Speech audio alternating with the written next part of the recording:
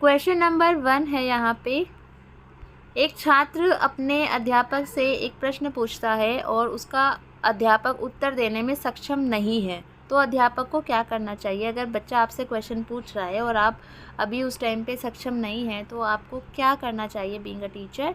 तो उसे ये कहना चाहिए कि वह इसका उत्तर मंत्रणा के बाद देंगे, मतलब कि यहाँ पर जो इसका इंग्लिश में है कि कंसल्टेशन के बाद, ठीक है, कि मतलब सोच विचार करने के बाद। अब डांटोगे तो आप उसे बिल्कुल भी नहीं, और प्रश्न बेकार भी नहीं बताओगे, क्योंकि बच्चे प्रश्न पूछते हैं और हमें उनके जवाब देने चाहिए। हम ये नहीं बोल सकते कि गलत प्रश्न है।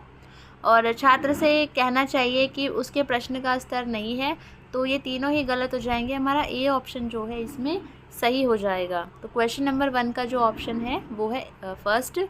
अगला क्वेश्चन है, एक अध्यापक के लिए क्या सत्य नहीं है? देखो, अध्यापक हमेशा ना क्लास में एक सुसाध्य बनाने वाला होता है। हमेशा एक याद रखिए, जो हमारा टीचर है उसकी जो भूमिका है वो फैसिलिटेटर की है, ठीक है। तो ये चीज़ आपको याद रखनी है, फैसिलिटेटर वर्ड याद रखो। अगर पूछा जाता है कि टीचर की भूमिका क्या है, तो फैसिलिटेटर ऑफ लर्निंग, ये आएगा इसका आंसर।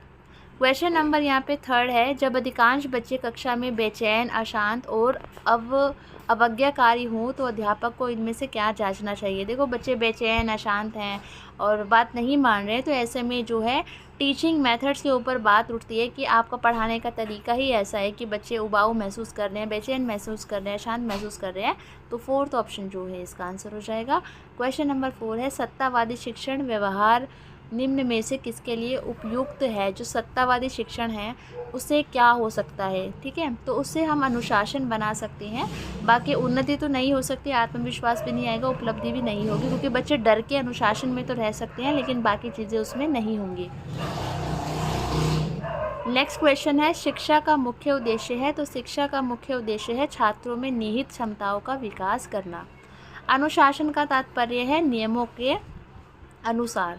अगला प्रश्न है, मोहन कक्षा 4 का छात्र है जो दृष्टिबाधित है, उसे है तो निम्न स्तर के कार्य देकर माफ़ कर देना चाहिए। अरे भाई, तुम क्या मतलब क्या हो जो तुम उसे माफ़ करोगे, है ना? तो ये तो गलत हो जाएगा।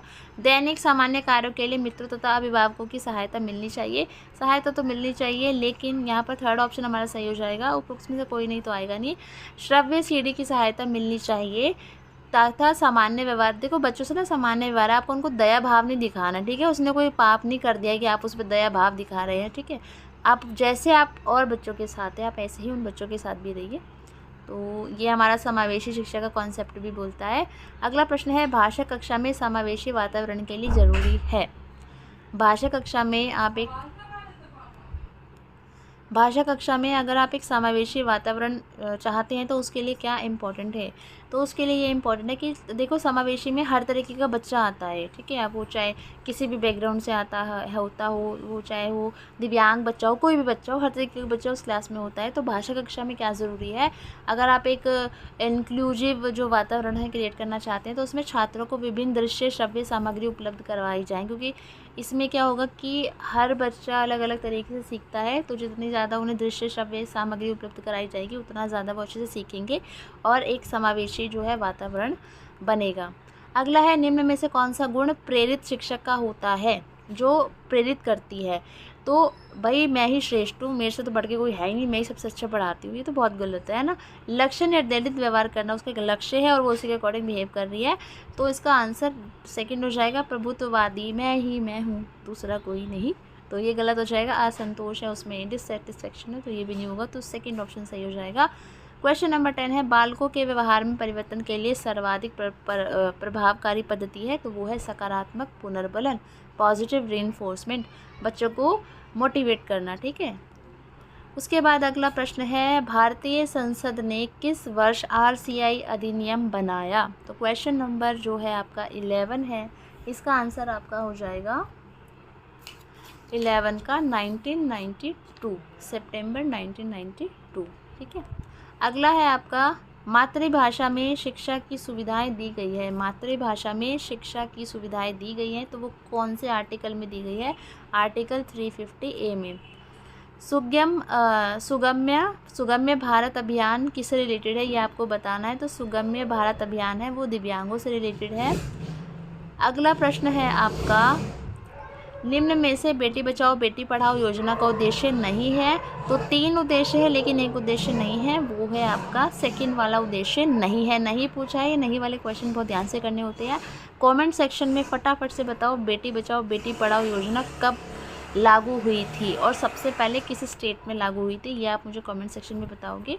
नेक्स्ट क्वेश्चन है आपका, उसके बाद अगला है आपका राष्ट्रीय शिक्षा नीति 1986 एक्शन प्रोग्राम की समीक्षा की गई।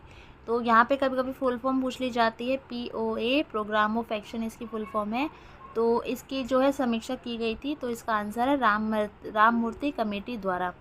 अगला प्रश्न है, निम्नलिखित में से भारत के संविधान की किस अनुच्छेद में धर्म जाति नस्ल लिंग और जन्म स्थान के भेदभाव में निषेध का संबंध है। तो अनुच्छेद 15 जो है इसका सही उत्तर हो जाएगा।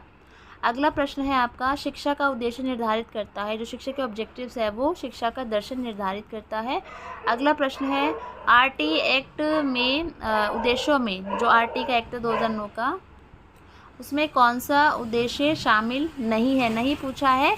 तो इसके अंदर जो इसका जो आंसर हो जाएगा, क्वेश्चन नंबर ये आपका है 18। तो 18 का जो आपका आंसर हो जाएगा वो हो जाएगा 4, ठीक है। उच्च शिक्षा के स्तर में सुधार करना, ये सिर्फ 8th क्लास तक के लिए है। बेसिकली जो है उनको free and compulsory education provide करवाना 6 से 14 वर्ष तक के बच्चे, और इतने ही बच्चे वो होते हैं, ठीक है। 14 साल तक के 8 तक में होते हैं, ठीक है बेसिकली। तो मतलब जो हमारे हायर जो एजुकेशन के बारे में बात नहीं की है इन्होंने, छोटे बच्चों के लिए बात की है, 6 से 14 वर्ष तक के बच्चों के लिए बेसिकली, ठीक है। तो इसका 4th वाला ऑप्शन सही हो जाएगा। बाकी के 3 की इसमें बात की गई है, ठीक है। अगला प्रश्न आपका हो जाएगा, NIVH इज़ लोकेटेड एट, तो ये देहरादून उत्तराखंड में है। NIVH का जो फुल फॉर्म है वो है national institute for visually handicapped. पूछा जाता है पेपर में, तो आप याद रखिएगा। अगला प्रश्न है, निम्न में से विशिष्ट शिक्षा से संबंधित कौन सा जो संगठन जुड़ा हुआ है, तो RCI है। अब आपको कमेंट सेक्शन में मुझे NCTE, NCERT और RCI और AICTE की फुल फॉर्म बतानी है। प्लस अगर आप ये भी बताना चाहें कि कौन सा कब इस्टेब्लिश हुआ था, तो बड़ी मेहरबानी होगी और आपको भी याद रहेगा, क्योंकि जब हम खुद से टाइप करते हैं और ये खुद से लिखते हैं तो वो बेनिफिशियल